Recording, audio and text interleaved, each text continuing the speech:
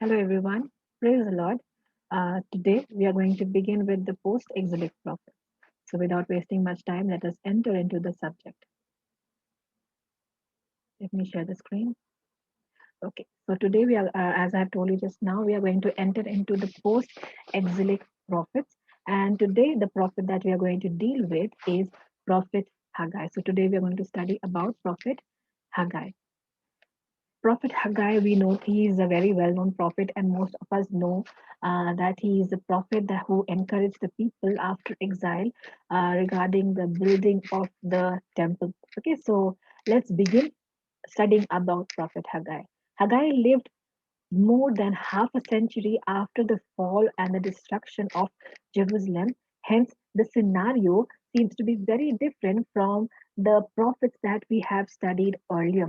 So, while the prophets around the time of Zephaniah and the other prophets predicted and anticipated the doom, or they were talking about the judgment of the Lord that is going to come upon Judah or Israel, and they were predicting about the doom. Here we see that this doom is now over. The doom has already passed away. That means the judgment over Israel or over Judah has passed away. And now Israel is back to Jerusalem from exile. So the period of exile has gone. The period of exile has passed away. And now the people from the Judah or the Jewish people are back from their captivity, from their exile to their homeland, that is Jerusalem. But still, we see that the situation was not bright enough. The situation was quite grim. Following the proclamation of Cyrus to allow the Jews to return to their land and rebuild the temple, in the fulfillment of Isaiah's prophecy, thousands and thousands of Jewish exiles prepared to leave from Babylon. We know that when Cyrus allowed, or when Cyrus passed this decree or edict to allow the Jews to return to their homeland, we know that many of the Jews were excited and they wanted to go back to their place. But we also know that many, actually majority of them, they stayed back in Babylon because for 70 years they had been staying there, and now they had established themselves. They had occupations and they had farms and they had many things to do. They had their houses. So we can see that most of them, we can see they did not return from Babylon to their homeland, that is Jerusalem. But we see many of them, or we can say a large population of them, they came back to Jerusalem when this edict was passed. So Cyrus also ordered, at the same time, we can see when they were coming back, Cyrus also ordered his treasurer, or the treasurer of the Persian Empire, Medo-Persian Empire, to return all the vessels that Nebuchadnezzar had taken from Jerusalem temple into the care and entrust it into the care of Sheshbazzar, a prince of Judah.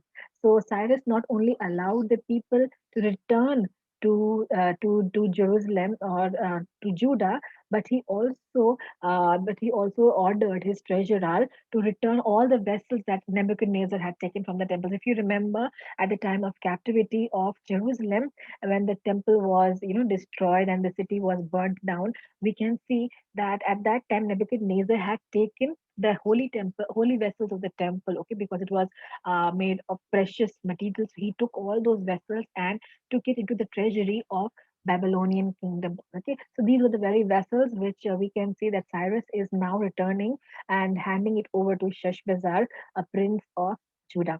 So, according to Ezra 2, approximately 50,000 exiles returned to Jerusalem from their exile.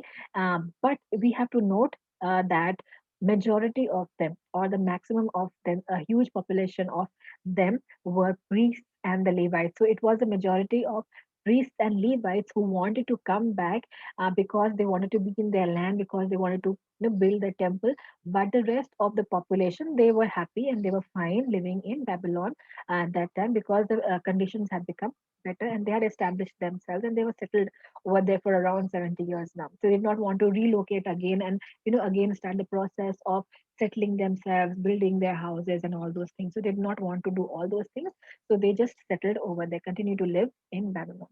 So they were headed. We can see these people who came back to their promised land, or who came back to Jerusalem.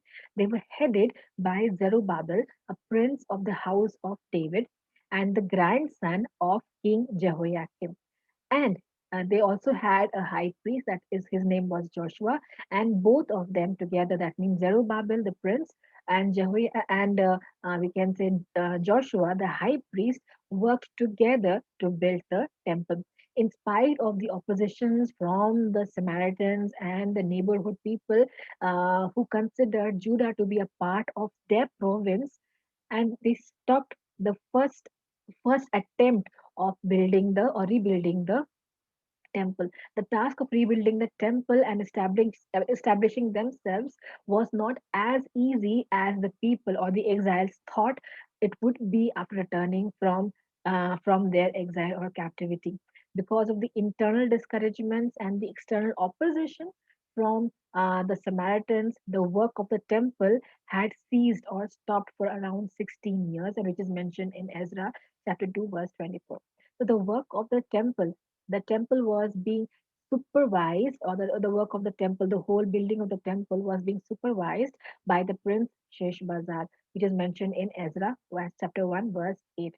It seems that still after 18 years, okay, 18 years had passed from the time that they had returned from exile, and only in those 18 years, the foundation of the temple was laid. Okay, the temple was far from being completed. Only the foundation was laid within those 18 years.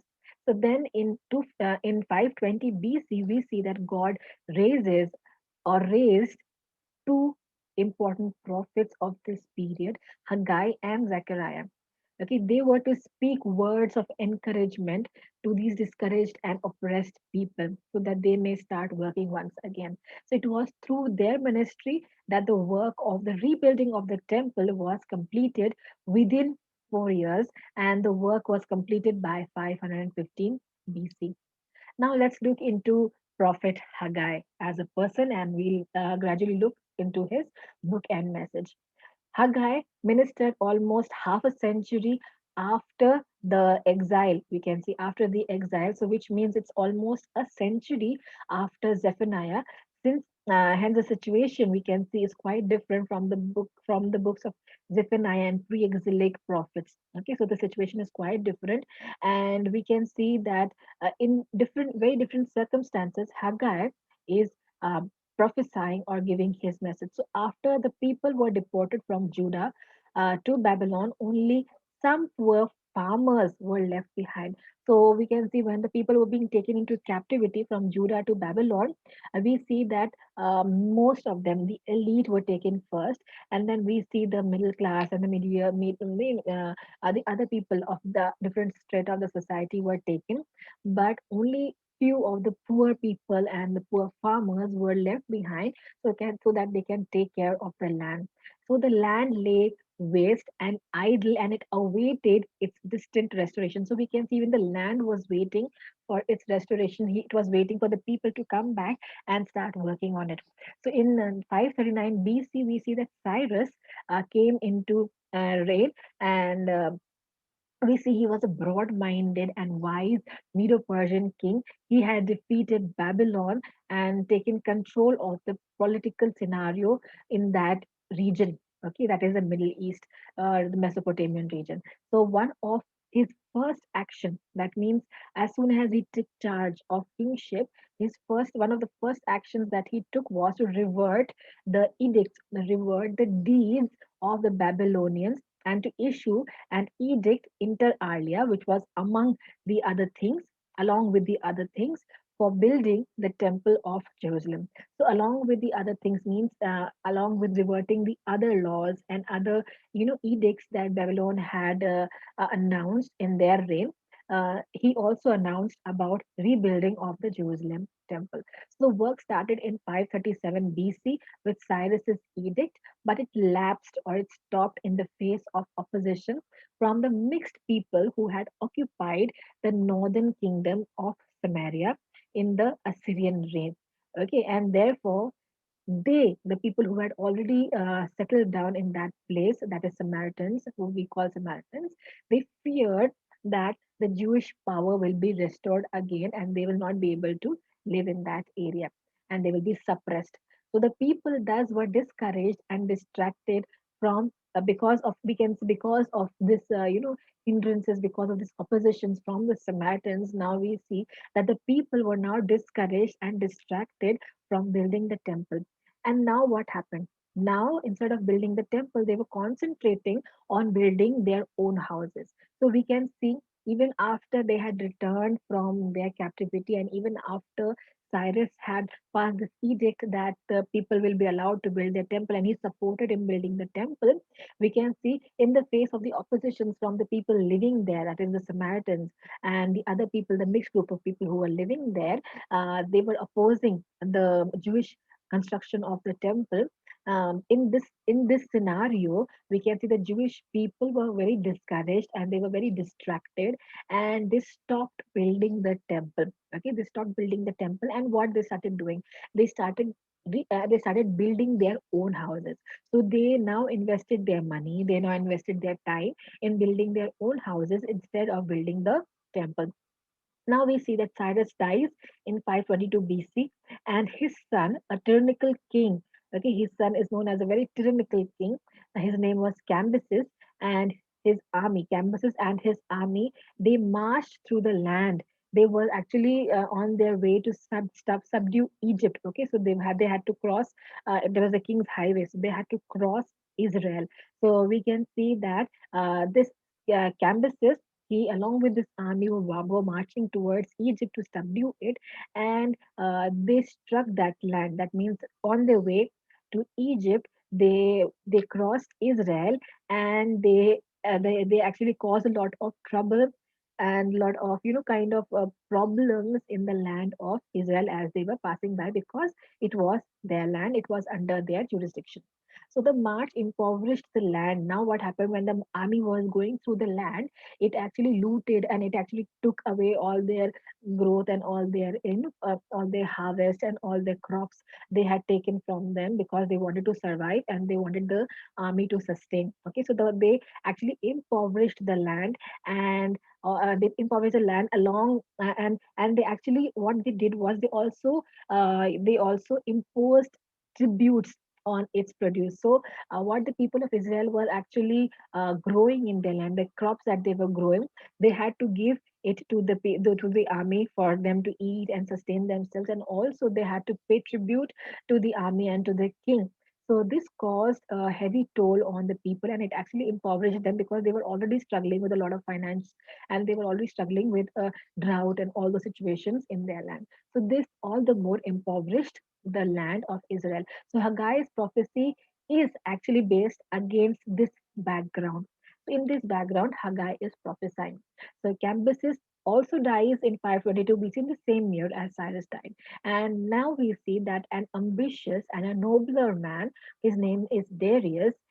He was an officer in the army, and he also belonged to a royal lineage, and he seized the power from Cambyses. So Darius now began his reign in 522 BC, when Haggai also began to prophesy in the same time or the same period, which we can see in Ezra 4:5, chapter 4 verse 24 to chapter 5 verse 2, and chapter 6 verse 14. Haggai and Zechariah began to minister in these same moments of opposition and apathy. There was so much pain, there was so much opposition in these times, so much distraction, so much disturbances, so much disappointment, so much discouragement, so much apathy. And this is the period when Haggai and Zechariah began to prophesy. And by 515 BC, because of their encouragement, because of their prophecy, because of the messages, the temple was finally completed. So Haggai's little book, this small book of Haggai, we can see, is therefore one of the important gems of the Old Testament. So it is considered to be one of the important gems of the Old Testament, and has a permanent relevance, because that the reason why Haggai, the book of Haggai, is important is because its basic concern is not the rebuilding of the temple, as most of us think. Okay, so most of us think or have this preconceived notion or idea, or have read it somewhere, that the main focus of Haggai's messages was on rebuilding of the temple. No, it is not true. The main emphasis of Haggai was not on rebuilding the temple. His main emphasis was misplaced priorities. Okay, he was talking about priorities. He was talking about how people had misplaced their priorities. Okay, so that is why we can see that his big book becomes quite relevant even in today's times. Bible tells us nothing about Haggai's personal life or his family. It only shows us his ministry in the rebuilding of the temple, how he encouraged the people, how he preached to the people, how he gave the message of the Lord to the people. That's all we know about Haggai in the book. So there is no personal details about the prophet that we see in the book. The date of his return, we can see there is again a confusion about his return, the date of his return when he returned from Babylon to Jerusalem. So the date of his return from Babylon is also very uncertain. Some scholars assume that he returned along with Zerubbabel in 536 BC, but others, many of them again, they assume that he has that it is not mentioned. He that sorry, Haggai is not mentioned in the list of leaders who returned from Babylon to Jerusalem by Ezra. Okay, so Ezra has not mentioned his name among the leaders who returned from Babylon to Israel or Jerusalem or Judah. So we can say that so he might have come later, he might not have come along with Zerubbabel. Many believe that Haggai was an old man. Now, these are some views about Haggai. So, firstly, we saw about his returning date, which is still not sure. The second thing that we see is that many believe that Haggai was an old man. Okay, why? Why do we think that he was an old man? Because according to his prophecies that we hear, according to his message that we hear, many believe that he is an old man because he had seen the glory of the first temple. Okay, the first temple which was destroyed 66 years earlier.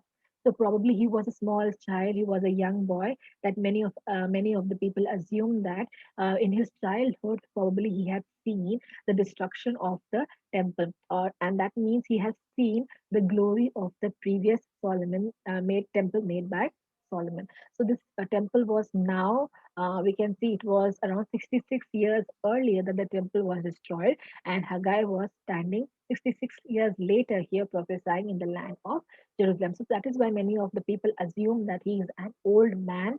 So they infer, why do they say that? They infer or they bring out this reference because Haggai said, Haggai was actually comparing the glory of the temple.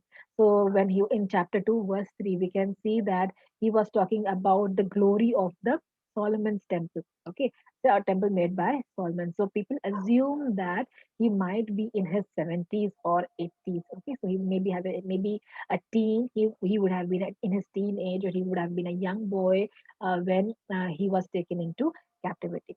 So, however, in chapter 2, verses 1 to 2, it tells us that God told him to say what is recorded in chapter 2, verse 3. Okay, and to whom he was supposed to tell? He was supposed to tell it to the old men. Okay, old men among the people who had returned. So when he's talking to the old men, God gives him this message of talking about the glory of the former temple. Okay, so he may or may not be in his 70s or 80s, because this is a message that God gives him to tell to the old men. Okay, old men who have seen the glory of the previous temple.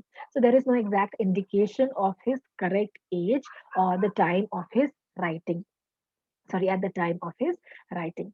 Haggai is clearly called a prophet. He's known as a prophet, proper prophet, and he is called Prophet Haggai, even by Ezra in chapter 5, verse 1. He also calls himself the messenger of the Lord, or the Lord's messenger, in Haggai chapter 1, verse 3. He probably spent most of his life in the captivity in Babylon and may have contributed hugely or greatly to the spiritual life of the people when they were living in Babylon. And now also he is prophesying and enriching the spiritual life of the people. Now let us move towards the message of the book, or the message of the book of Haggai. Haggai is the first of the four post exilic prophets. Okay, so the book is composed of four messages, each introduced by date properly. Okay, there is proper mention of date. It is properly introduced by date of the oracle and the phrase, the Lord sent this message through the prophet Haggai. So every time he begins his message, he puts the date when he is prophesying the date of his message, proper date, okay, with month and date and year. He puts those things over there, and then he also adds on to say that the Lord sent his message through the prophet Haggai. Okay, so the first message, in his first message, he is actually describing the agricultural failure that plagued the community at that time. The second message compared the glory of the new temple with the old one. The third draws lessons from the ritual law. The fourth promises that God will bring about his God will bring about his will. Okay, God is going to bring about his will powerfully by shaking the heavens and the earth. Okay, so his will come forth by when and it will shake the heavens and the earth. So Haggai proclaimed his message to Zerubbabel, the governor of Judah, and Joshua, the high priest. The four messages cover the 4 months of the second year of King Darius. Okay, so it is in the second year of King Darius, 4 months. But his ministry was definitely not limited to those 4 months, but it was actually quite long. So probably he was ministering to the people in Babylon also, not properly as a professional one, but here we can see he is properly ministering to the people, and he continued to minister to the people even after this set of messages that he gives, and it is mentioned in the book of Haggai. So Hezra 5 to chapter 5 to chapter 6 tells us that his preaching continued to help the people overcome the obstacles and complete the temple in the period of 4 years. Chapter 6, verses 14 to 15. So, probably he started preaching long before 520 BC, and he did not stop preaching till he died. So he continued to preach. He continued to he continued to teach the people, and he continued to correct the people. He continued to mentor the people even after this book and this period of rebuilding of the temple. In contrast to the attitudes of the pre-exilic prophets, so we can see the pre-exilic prophets were quite anti priesthood. That means they were pointing out towards the priest that because of them, this kind of judgment is going to come upon the people or all of them. But Haggai, we see he was a pro priesthood in his position, which is quite striking, which is quite different from the pre exilic prophets. So early the priesthood was blamed for its moral corruption and spiritual lethargy, okay, because they were not taking any step to correct the ways of the people or the life of the people, and they themselves morally corrupt, because of which actually it is said that the nation went into exile. But Haggai probably believed that the priesthood had been purged. Okay, now because of the exile, the priesthood has been purged for their past sins, and hence he urges the people to support this institution of priesthood and its duties. So he is urging the people to support this ministry of priesthood. Now let us look into the division of the book. The short book of Haggai can be divided into four sections, basically based on the four messages that Haggai gives. So the first message is found in chapter 1, verse 1 to 15. Haggai urges the Jewish people to rebuild the temple. Second message is, or the second division is chapter 2, verses 1 to 9, and it contains the second message. It compares the glory of the old and the new temple. Okay, then we have the third message or the third section, moral lessons from the ritual law. Then we have the fourth one, hope of revival in the Davidic dynasty. Now, let's move on to his message. Okay, so what was he called to do? What was Haggai called to do? Haggai was called to call the returned exiles to rebuild the temple. So the exiles have already returned to their land, but now he has to call them to rebuild the temple because they have stopped the work of rebuilding the temple. So encouraged with the new imperial policy of Cyrus and excited by the Isaiah's prophecies, they had returned to Jerusalem in 538 BC, and immediately they began to rebuild the temple because they were enthusiastic, they were encouraged, they were excited because they remembered the prophecies of Isaiah, and they felt that, oh yes, it is being fulfilled, and now Cyrus has come, and Cyrus is encouraging them. Cyrus is passed a decree that they can build a temple, and he is helping them. But we can see that the work gradually slowed down in its pace.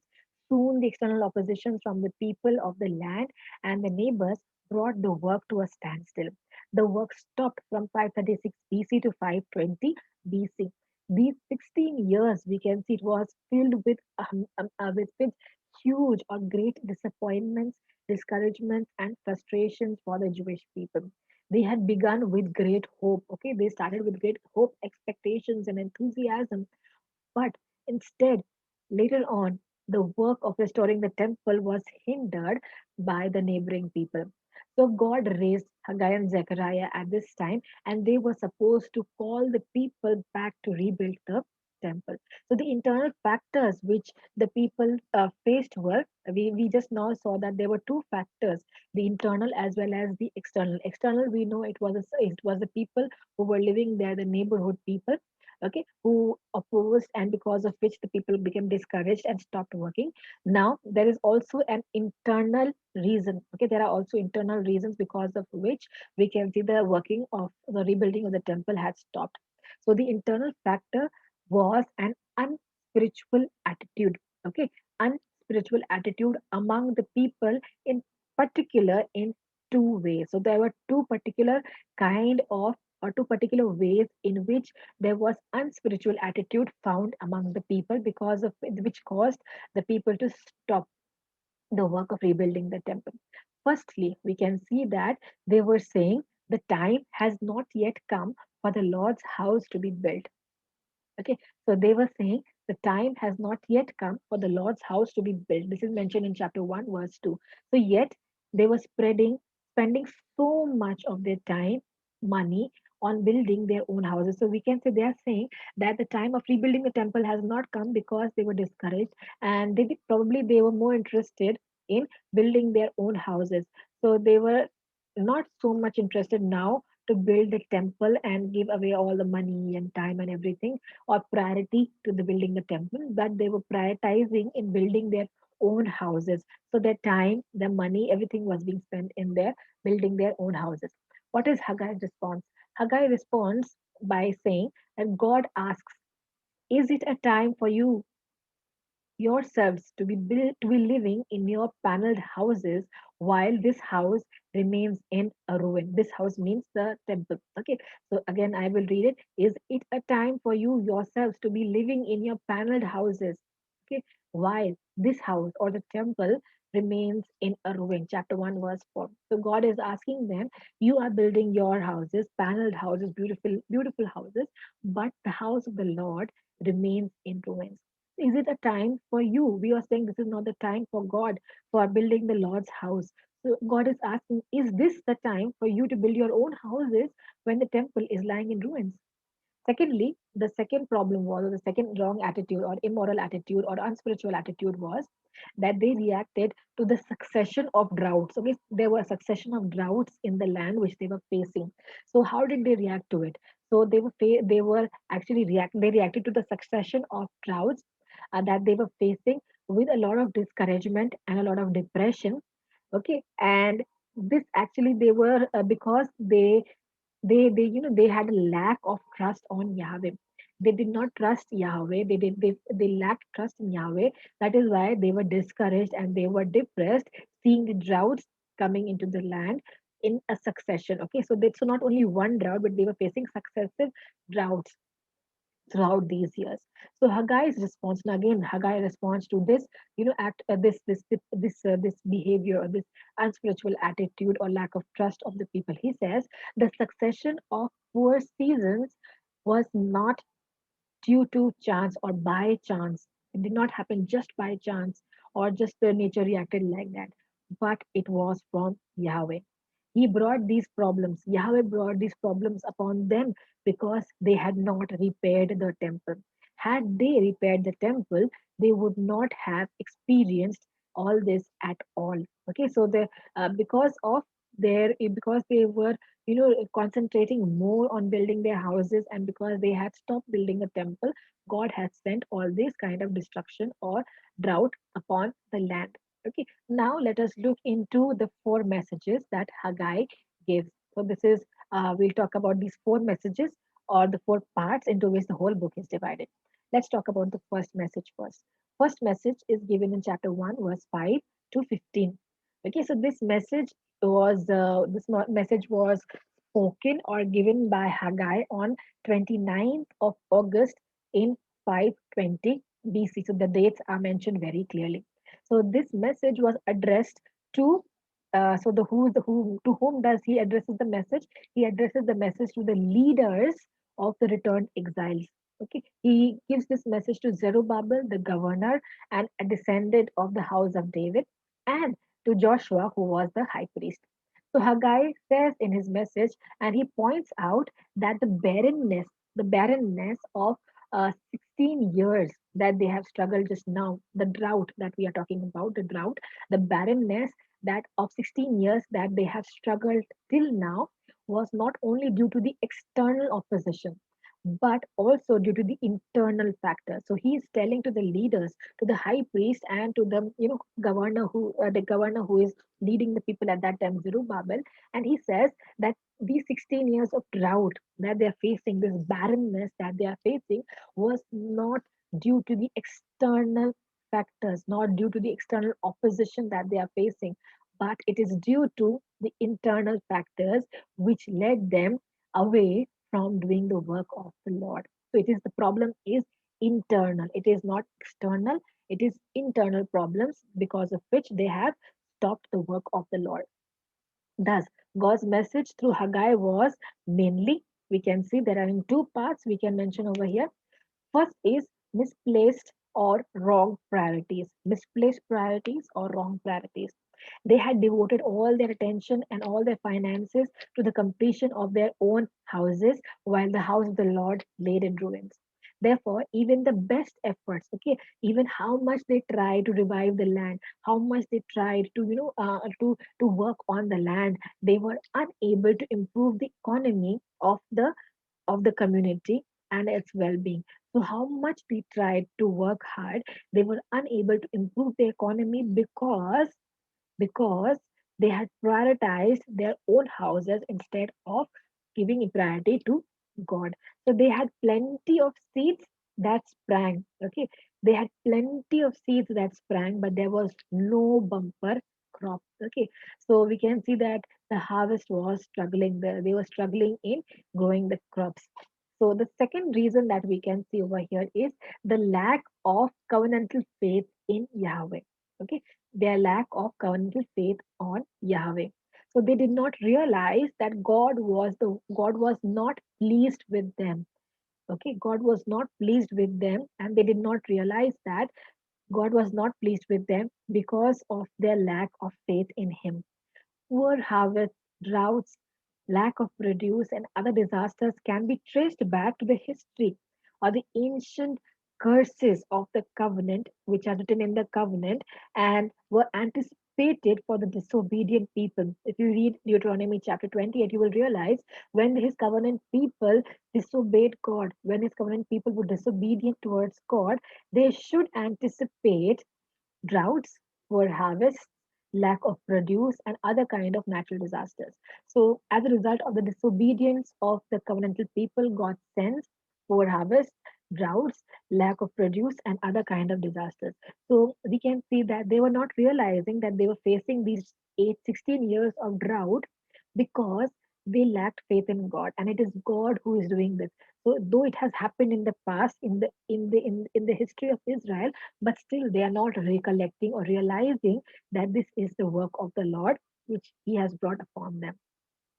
People responded to Haggai's message and immediately they began rebuilding or repairing the temple. Now let us move to the second message.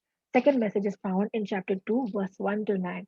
This message was given to them on 17th of October in 520 BC.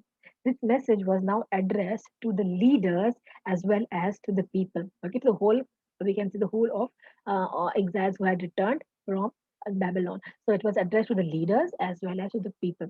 So many were disappointed that the building of the building that they were repairing right now, the temple that they were repairing right now, would not match the glories of the Solomon's temple that had been destroyed by the Babylonians. So they were comparing the glory of the old temple with the new temple, and they were discouraged that and disappointed that they will not be able to repair and rebuild in such a glorious manner in which Solomon's temple was built in the previous days, which lies in ruins. Okay, so of course the returned exiles could not afford to ornament the temple as Solomon had in his times. But Haggai made them understand something very important, very crucial. He made them understand that the actual physical building was not about its bricks, was not about the cement that they were using, what not was not about the tiles that they were using, was not about the material that they were using, but its glory came from the presence of the Lord. So he had to make them understand that the physical building was not as important, but it was the presence of the Lord that would be found in the temple would make it glorious. Chapter 4, verses 5, sorry, verses 5 to 7, and 5, sorry, verses 4 to 5, and verse 7 talks about this. So Ezra tells that God used Darius, who sent materials to build the temple. So God worked in the heart of Darius, a foreign king, to send the material, even material, to build the temple. So this shows that God wanted His temple to be rebuilt. Haggai says that that Jerusalem's temple will one day, okay, one day in the future, exceed Solomon's temple in its greatness. Okay, in New Testament we read that Herod refurnished Ezra's temple, this temple that we're talking about, with ornaments. Okay, with ornaments, beautiful pillars, and gold on the dome. So the temple that was refurbished or refurnished by Herod in the New Testament became a very beautiful temple, and there was a lot of gold he used to cover the dome of the temple and build the pillars, and he actually made it more greater in its structure. The last statement we can see in this prophecy or in this message is, I will shake the heavens. Okay, because when he fulfills his will, he will shake the heavens. So this refers to the coming of Yahweh in judgment. Okay, it portrays the coming of Yahweh in judgment as is seen in the chapters about coming of the Lord in Isaiah. Okay, so this would actually usher the final stage of the will of God. Okay, so the author of Hebrews quotes the same passage from Haggai, but he uses it to refer it not to the final age, but to the Christian age. Hebrews chapter 12, verse 16. Let's move ahead. Let's talk about the third message. So, the third message is found in chapter 2, verses 10 to 19, and this was spoken by Haggai in December 18th, 520 BC. This message was for the priests. Okay, this message was addressed for the priests, and it begins with two questions. So he asks, if a person carries consecrated meat in the folds of his garment, and that fold touches some bread or stew or some wine, oil, or other food, does it become consecrated? Okay, does that also become consecrated? So, in other words, is holiness contagious? Can a holy thing, when a holy thing touches an unholy thing, does that thing also become holy? Is holiness contagious? So, the answer is straight away no. But the priests were finding it difficult to answer and say that no, it does not happen. So, when the holy thing touches an unholy thing, the other unholy thing does not become holy. So holiness is not contagious. Okay. So if second question that Haggai asks to the priest is, if a person defiled by the contact of a dead body touches one of these things, okay, does it become defiled? Okay, so the same thing is talking about if a person who is defiled, he touches these things like bread, stew, or some wine, oil, food, or other things. Does these things become unclean? Okay, or unholy? So the question is uncleanness contagious? The answer straight away is yes. Okay, so Haggai said, so it is with the people and this nation in my sight. This is what God is saying. So it is with this people and this nation in my sight, declares the Lord. Whatever they do and whatever they offer, there is defiled. Chapter 2, verse 14. The interpretation of this verse is quite unclear, but the probable interpretation is that the ritual questions The ritual questions were designed to evoke answers. Okay, so these rituals were actually designed to evoke some kind of answers from the people about the moral teachings. Okay, so it kind of derived moral teachings from these questions. So why did God ask all these questions about, is holiness contagious? Is uncleanness contagious? Okay, can a holy thing make the normal things holy, or can a unholy or unclean thing make the normal things unclean? So God is actually trying to, evoke their morality in there, and He's actually trying to derive some kind of teachings from these ritualistic questions. Probably he wanted to point out that they were defiled and due to their own moral life. So people were involved in a holy task. So this is what Haggai wants to say, that people were involved in the holy task of rebuilding the temple.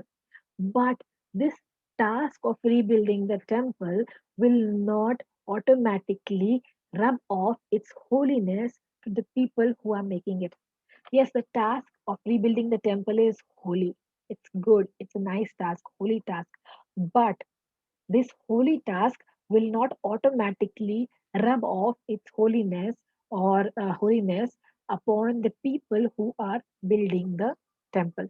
So we can see this holy thing, the temple, is not going to automatically rub off, means give its holiness to the people. It will not make the people holy automatically, but the people must be intentional in their own ways to maintain their moral integrity. The people need to work on their moral life on their own, on their moral integrity on their own. They have to work towards holiness. Holiness cannot automatically be rubbed off to them. Holiness cannot be automatically, it cannot automatically come upon them because they are doing a holy work of rebuilding the temple. They have to maintain their holy life. They have to maintain their moral integrity. They have to consciously, intentionally maintain their moral integrity. That's what he's saying. Okay, so on the other hand, we can say if they themselves become degenerate, if the people themselves become degenerate, their moral corruption would certainly not undermine the integrity, the holiness of the temple reconstruction. Okay, so it means that if they become unholy, okay, so it may not undermine the integrity or the holiness of the temple construction. Okay, so we can see this. That is why he asked these two questions and derived lessons from there. So, how did the people fare then? What was the result of the question that he asked? What was the situation of the people now?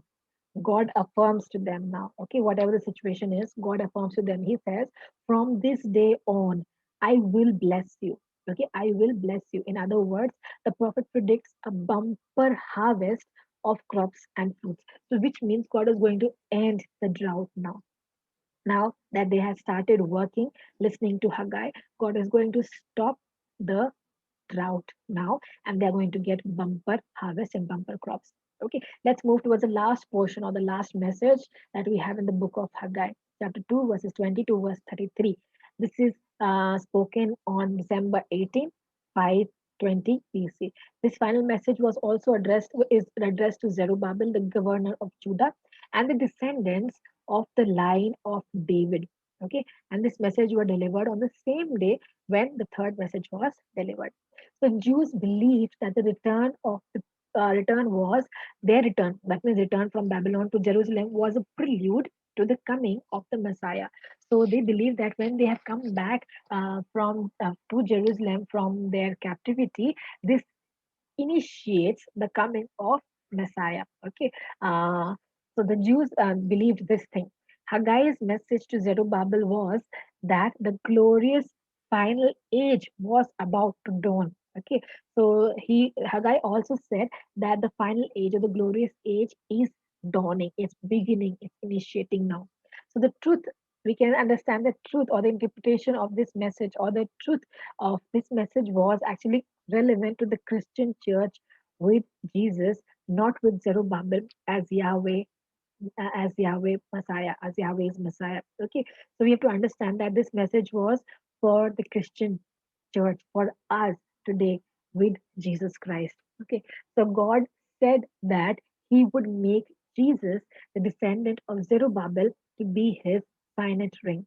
Okay, So we have to understand that it was not about Zerubbabel, okay, who was initiating it. It is about Jesus the Messiah, and the time is about the Christian times. And now, this time, when the kingdom of God is initiated and the end age is initiated and about to come. Okay, so this is the book of Haggai, and we have to basically we have to realize and understand that there is,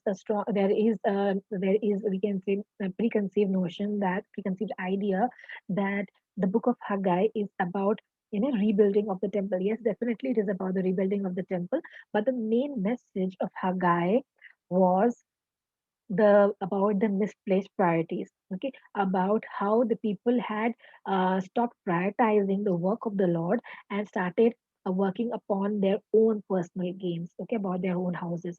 So misplacing, that means. We can say, instead of focusing on the house of the Lord, they were focusing on their own houses. So this is about misplaced priorities and the lack of trust on the covenantal God, or lack of trust on Yahweh. So these two are the main important things, as we can understand from the message of Haggai. So it is very applicable in today's times also. Okay, so thank you, all of you, for attending this lecture. May the Lord bless you with this lecture. God bless you.